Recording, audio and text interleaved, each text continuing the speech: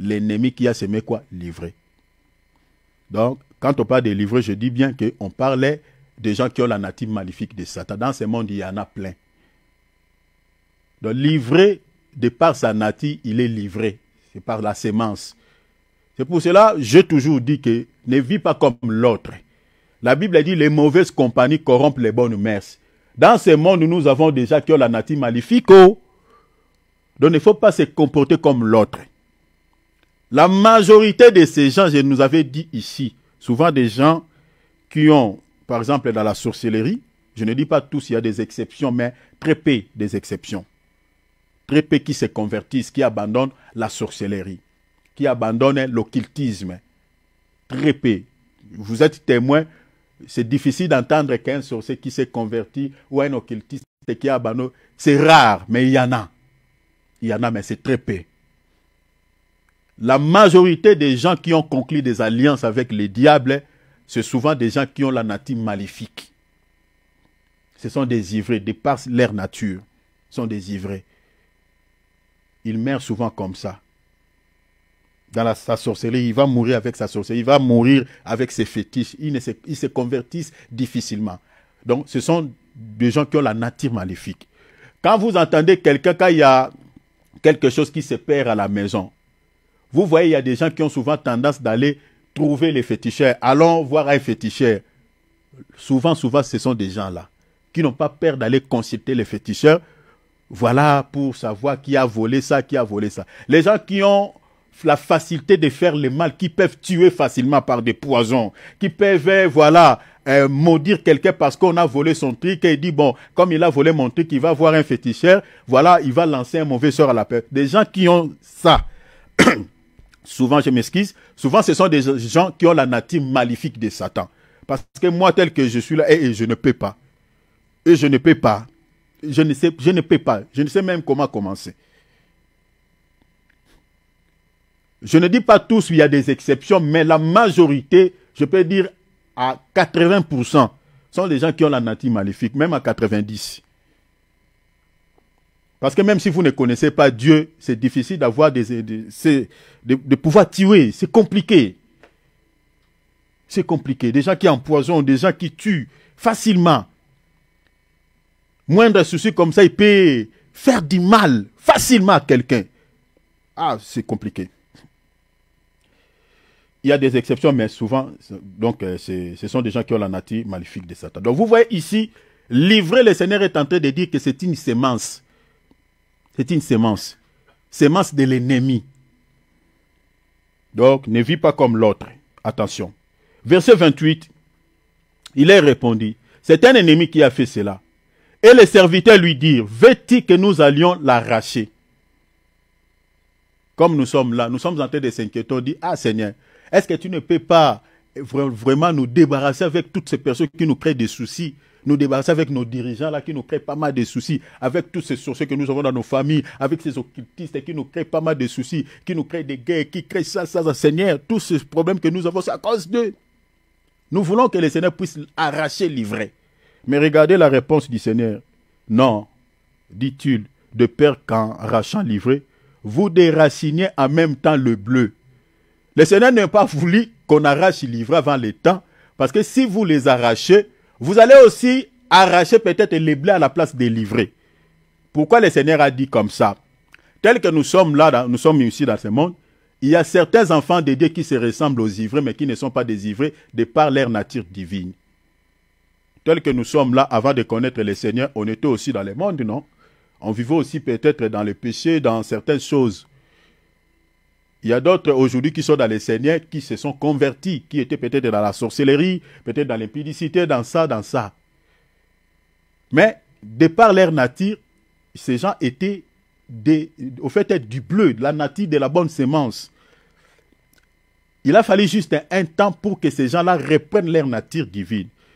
Mais bien aimé, on ne devient pas enfant de Dieu quand on accepte Jésus-Christ dans la bouche, comme on dit, celui qui confesse dans sa bouche sera sauvé. Quand on dit Seigneur, je te reçois dans ma vie, oui, je te reçois dans ma vie comme Seigneur et Sauveur. Tu passes par les eaux de baptême, oui. Selon les textes, c'est ça ce qui est dit. Mais mes bien-aimés, dans la prédestination, ce n'est pas ça.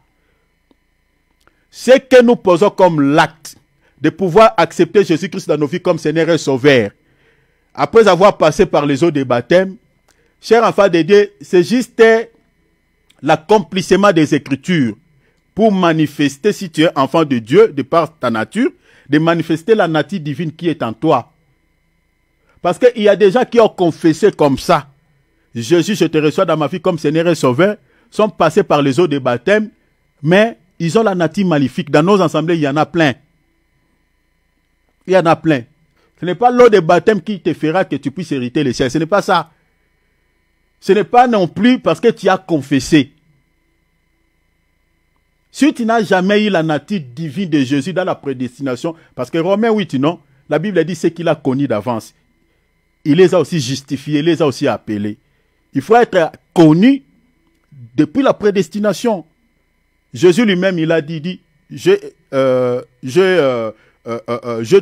des brebis ici, mais j'en ai encore d'autres qui sont de loin. Il faut que je les appelle. Je suis dans Jean 10. Il parlait d'abord de l'Israël qui était l'image des brebis qui était près, tout proche de lui. Mais il parlait encore des autres brebis qui étaient éloignés, qui étaient encore dans le monde, qui étaient en errance. Donc tel que nous sommes en train de prier là, il y a d'autres brebis qui appartiennent au Seigneur, mais qui sont encore peut-être dans des boîtes de nuit, qui sont encore un peu, voilà, dans des histoires. Mais qui ont, le Seigneur sait que, malgré il est dans l'impudicité, malgré il est dans la sorcellerie, mais il a la nature divine. C'est le Seigneur qui connaît plutôt ces gens-là. Nous, on ne les connaît pas. Mais tout ce que nous savons, il y a des gens qui ont la nature maléfique de Satan, et il y a des gens aussi qui ont la nature divine de Jésus. Donc retenons cela. C'est pour cela, ne vis pas comme l'autre. Sinon, c'est un peu compliqué. Alors, le Seigneur ne voulait pas qu'on arrache le livret avant le temps. Parce que ceux qui ont la nature divine, mais qui se retrouvent encore dans les péchés, si vous arrachez la mauvaise sémence, vous allez directement les arracher aussi. Mais alors que, de par leur nature, ils ont la nature divine, sauf que ils se retrouvent encore dans le monde. Il faut que ces brebis-là puissent entendre la voix du Maître pour qu'ils s'approchent vers le Seigneur. La raison pour laquelle nous sommes en train de faire ce travail, pour appeler toutes les brebis du Seigneur qui sont en errance, de pouvoir entrer dans la bergerie que j'expliquais, l'église corps invisible de Jésus. Alors, le Seigneur dit dans le verset 30, « Laissez croître ensemble l'un et l'autre jusqu'à la moisson. »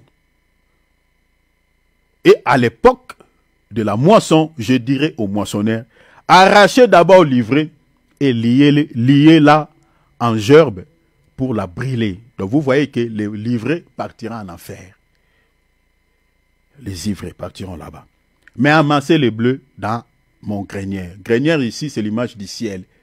C'est l'image du paradis. C'est ça les greniers. Parce que c'est là-bas où le Seigneur va mettre tous les enfants de Dieu. Il va les cacher là-bas et puis il va juger le monde. Maintenant, regardez dans le verset 37, le Seigneur explique maintenant la parabole des livrées. Il dit ceci. Celui qui sème la bonne semence, c'est le fils de l'homme. Vous voyez cela? C'est le fils de l'homme. Celui qui a semé le bleu. C'est le fils de l'homme. Le Seigneur dit dans le verset 38, le champ, c'est le monde. Dans le monde auquel nous vivons est l'image du champ. Dans le monde auquel nous vivons appartiennent à Dieu, n'appartient pas à Satan. Appartient à Dieu. Parce qu'il dit, il y a un homme qui a semé la bonne semence dans son champ. Or, le champ, c'est le monde, c'est-à-dire les champs appartiennent à Dieu. Dieu là dont je parle du Seigneur Jésus-Christ. Il dit, la bonne semence, ce sont les fils du royaume. Vous voyez cela? La bonne semence. Mais bien aimé, c'est pour ça que j'avais dit, lors de mon intervention, je crois, il y a 3 jours passés ici, j'ai dit de quelle semence es-tu? Parce que tel que nous sommes là, nous sommes des semences. Soit tu es la bonne semence de par ta nature, soit tu es la mauvaise semence de par ta nature. C'est pour cela, si tu es la bonne semence, tu dois manifester quand même les bonnes œuvres. Tu dois pratiquer des bonnes œuvres. Parce que des fois, c'est compliqué. Tu écoutes la parole, mais tu ne changes pas. Tu écoutes la parole, mais tu ne manifestes pas ta nature divine de Jésus-Christ. C'est compliqué. C'est compliqué. Malgré on prêche comment même, il y a d'autres qui continuent. Alors, de quelle semence es-tu? De quelle semence? Ça, c'est une grande question qu'il faut se poser. Parce que celui qui a la nature divine, lorsque sa nature divine se marie avec la bonne semence que j'explique la parole, ne peut que produire de bonnes œuvres, manifester de bonnes œuvres. Le Seigneur dit, la bonne semence, c'est le fils du royaume. L'ivreux, ce sont les fils du malin. La semence des livrés. Le diable est tel qu'il est là. Il connaît tous ceux qui ont sa semence dans ce monde. Il connaît ses enfants. Il les connaît. Il sait que ça, c'est ma fille. Le diable sait, c'est ma fille. Celui-là, c'est mon fils. Le diable le sait. Moi, je ne peux pas dire, mais que tel et tel. Mais le Seigneur sait que celui-là, c'est la semence de Satan. Mais je nous ai déjà donné quelques signes. Je dis, la majorité, ce sont des occultistes. Il y a des exceptions. Hein. Ce sont des occultistes, ce sont des satanistes, ce sont des gens qui ont la facilité de conclure des pactes avec Satan. Toutes ces personnes-là, la majorité, une grande partie, je peux dire 90%, ont la nature maléfique de Satan. Parce que souvent, ils meurent comme ça.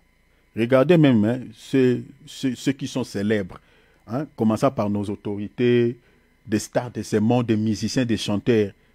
Difficiles, ils ne se convertissent pas. Ils meurent comme ça. La majorité, ils meurent comme ça. Et ils n'ont pas honte de dire qu'ils ont conclu des pactes avec Satan. Surtout aujourd'hui. Les sociétés qu'on connaissait avant, des sociétés secrètes, aujourd'hui, il n'y a rien de secret dans ces sociétés-là. Voilà, les Maïkari, voilà, ils ne se cachent plus. Ceux qui sont dans les roses, quoi, ils ne se cachent plus. Ceux qui sont dans l'Inkankar, ceux qui sont dans, voilà, les bouddhistes, voilà, ceux qui sont dans la franc-maçonnerie, dans les Illuminati, ils ne cachent plus leurs identités. Ils ne se cachent plus.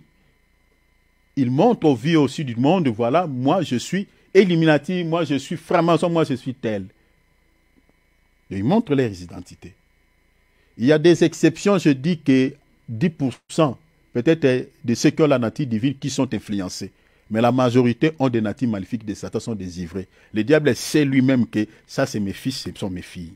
Alors ne suivez pas quelqu'un qui fait le mal. Quand tu vois quelqu'un se comporter mal, toi, en tant qu'enfant de Dieu, ne se comporte pas comme lui. J'insiste et je réitère, parce que la Bible dit les mauvaises compagnies corrompent les bonnes mœurs. Ces gens-là ont beaucoup plus les influences, en fait, ont les influences sur ceux qui ont la nature divine. Dans nos ensembles, tous les soucis que nous avons, c'est à cause des gens qui ont la nature maléfique de Satan. C'est à cause d'eux. Partout, ils sont là. Jésus dit, l'ennemi qui a semé livré, c'est le diable. La moisson, c'est la fin du monde. Vous voyez? C'est à ce moment-là. Donc, tel que nous sommes là, la mort que tu demandes pour ces sorciers-là, tu pries Dieu, Seigneur, est-ce qu'il ne peut pas mourir? Vraiment, ces occultistes-là, vraiment, c'est nos dirigeants-là, Seigneur, tu ne peux pas les tuer. Le Seigneur ne va pas les tuer. Il faut attendre la moisson. Les sorciers que vous avez dans vos familles-là, les dirigeants qui tuent là comme Paul Kagame, qui tuent des milliers de Congolais en RDC, il a une vie longue. Ces gens, ils ont une vie longue. Hein. Regarde ce qu'il fait là en RDC. Donc, même si nous prions comment, le Seigneur, il dit, vous devez attendre la moisson. C'est à la moisson que le Seigneur va condamner toutes ces personnes-là qui font beaucoup de mal. Que ce soit les faux prophètes, parce que les faux prophètes, la majorité aussi sont des ivrés. C'est à la fin du monde que le Seigneur va les condamner. Le Seigneur dit, la moisson, c'est la fin du monde.